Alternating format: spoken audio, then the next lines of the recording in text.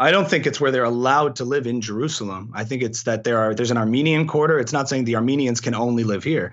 It's that there are communities, just like there's a Jewish community in Jersey here, and there's a Muslim community in here. I don't think, to my understanding, it's not restrictions within Israel proper of where I think it Israeli is Arab where citizens I think live. it is where they have. I mean, at least that's what the rabbi who was taking me around. He said these are the Muslim quarters, so this is where the They're Muslims. live, but he didn't say anything about legally saying they cannot live on other places within Israel proper. I mean, there's Israeli Arab citizens that have full rights. Israeli I'm Arabs on only the talking Supreme. about Jerusalem, so I haven't Even been to Tel Aviv or anything like that. Candace Owens caught lying about Israel. Who would have believed it? This is actually one of her earlier lies when she started her transition into becoming an insane conspiracy theorist that blames Israel for everything against a Jewish comedian turned commentator, because apparently comedians are the top commentators nowadays on these issues, Kozak. So let's take a look. When people call it, this bastion of freedom, or it's just like America, it's not the sense that I had when I was there. And again, we had talked earlier on about how our own experiences obviously color our opinions. And I grew up, yeah. At my grandparents' house. My grandfather grew up in a segregated South. And so when I'm walking through Jerusalem and you see, and they say these are the Muslim quarters, this is where the Muslims are Right. allowed to live, that doesn't feel like a bastion of freedom to me. So I guess. Oh, I don't think it's where they're allowed to live in Jerusalem. I think it's that there's an Armenian quarter. It's not saying the Armenians can only live here.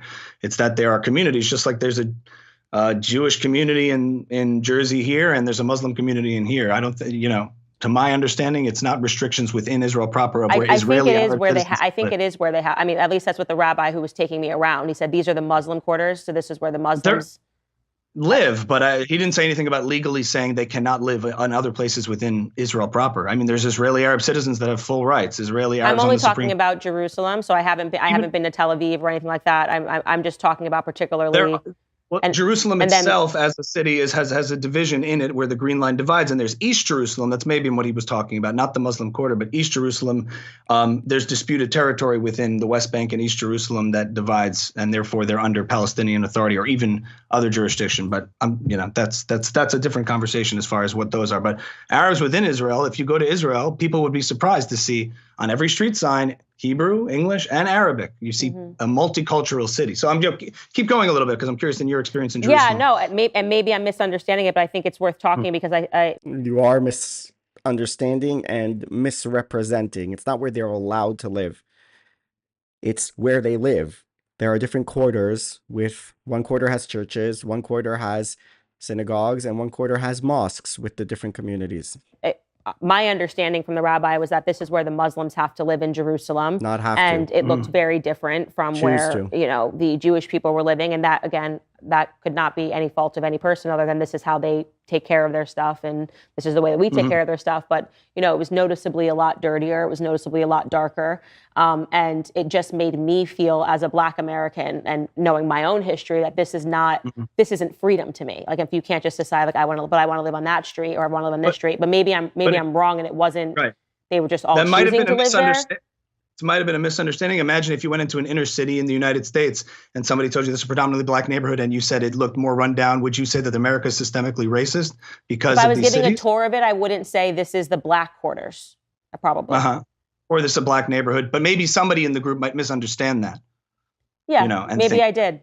Yeah, I just wanted but to ask also, you about.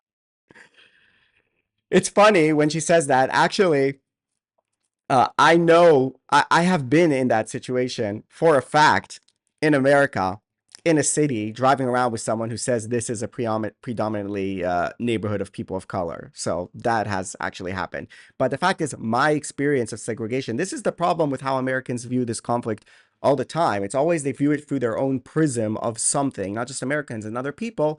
And that's why they get it wrong. So I grew up in America where, my family, they went through segregation in the United States, and this kind of feels to me like segregation. So it's your own, you're projecting something in your own psyche onto another situation, which in this case is completely false. I'm in Haifa. It's a mixed city. Right now I'm in Haifa. I've lived many years in Jaffa, which is a mixed part of southern, south of Tel Aviv, mixed city.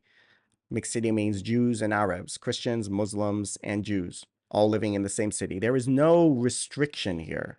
There is no saying you have to live there and you have to live here. there are areas in the city that are more Jewish or more Arab or more Muslim or more Christian. So you go up here in Haifa to it, there's like in one of the Arab parts, that's not just an Arab part, but it's an Arab Christian part. So the churches are there. The Christian community is there. All right. But it's not segregated. It's not by law. The same way you go into New York, there are neighborhoods where there are lots of Jews, Jewish neighborhoods in New York.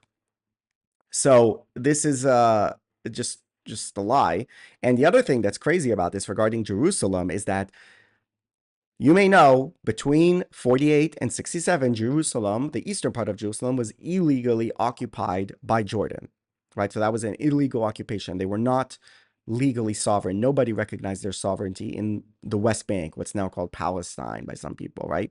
This was illegally occupied by Jordan. What did Jordan do when they took over the eastern part of the city of Jerusalem, which included all of the old city?